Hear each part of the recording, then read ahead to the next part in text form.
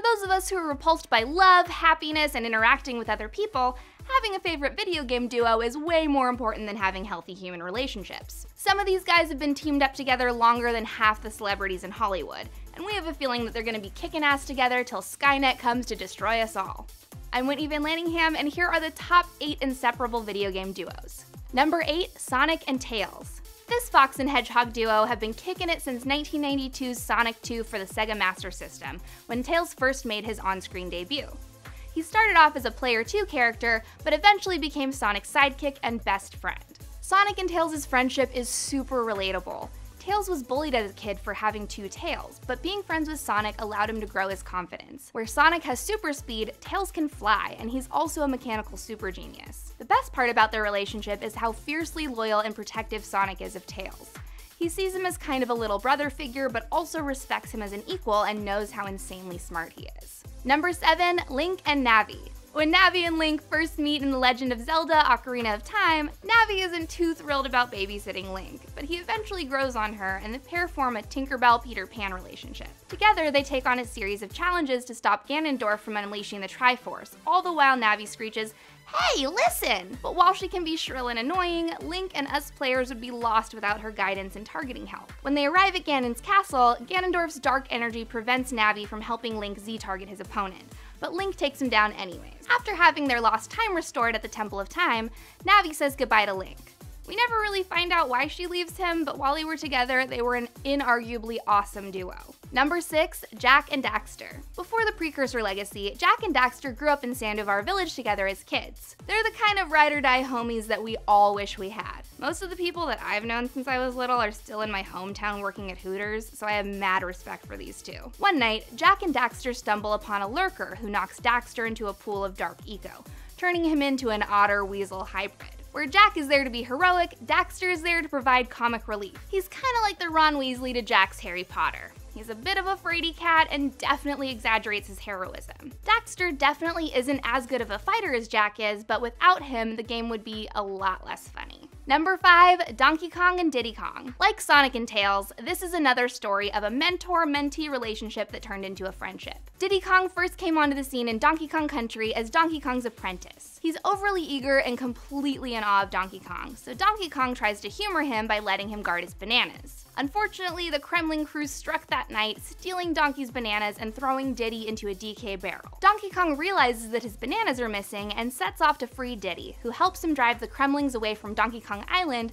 and defeat K. Rool. Although their powers vary from game to game, Donkey and Diddy have a really great fighting dynamic. Where Donkey Kong is super strong, Diddy Kong is fast and quick. He has a harder time fighting off larger opponents, but he's got mad skills with his peanut pop guns and can use his jetpack to carry Donkey Kong over gaps in the road. Their relationship is kind of similar to Mario and Luigi's if Mario and Luigi were obsessed with bananas. Number 4, Joel and Ellie. Joel and Ellie form an unlikely friendship when Joel gets roped into smuggling Ellie out of Boston before the Firefly Resistance is wiped out by the military. Their friendship starts off a little rocky.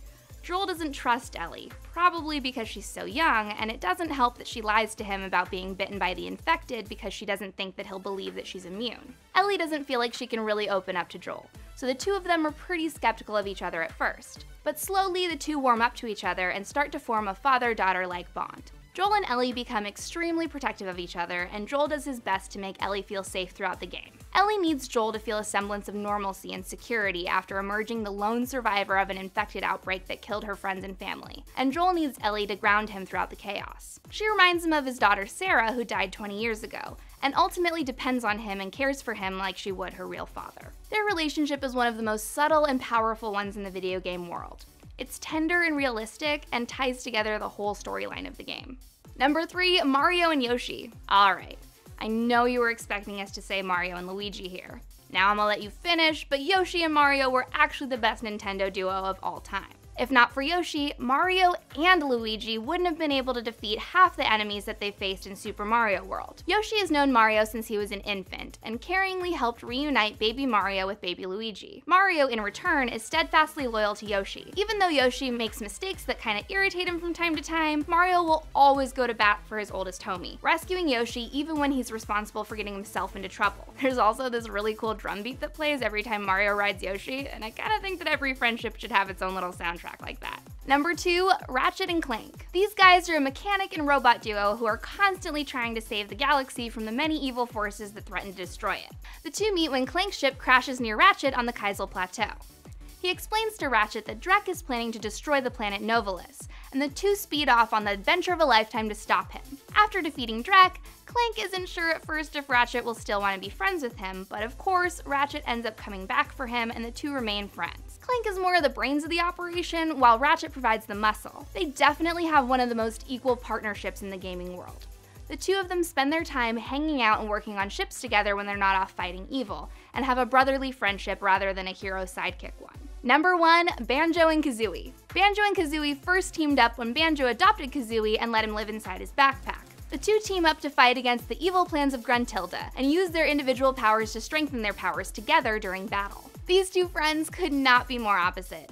Banjo is sweet, polite, and easygoing, while Kazooie is a wisecracking loudmouth. But somehow, their polar opposite personalities just work. They are extremely loyal to each other, and Banjo is literally the only person that Kazooie doesn't constantly insult and ridicule. I love them because their friendship proves that working with someone you love and respect can bring out the best in both of you and make you stronger as a team. There are so many video game duos that made honorable mention for this list, like Master Chief and Cortana, Booker and Elizabeth, Sam and Max. Let us know which video game duos you'd like to add to this list in the comments, and remember to like and subscribe when you're done.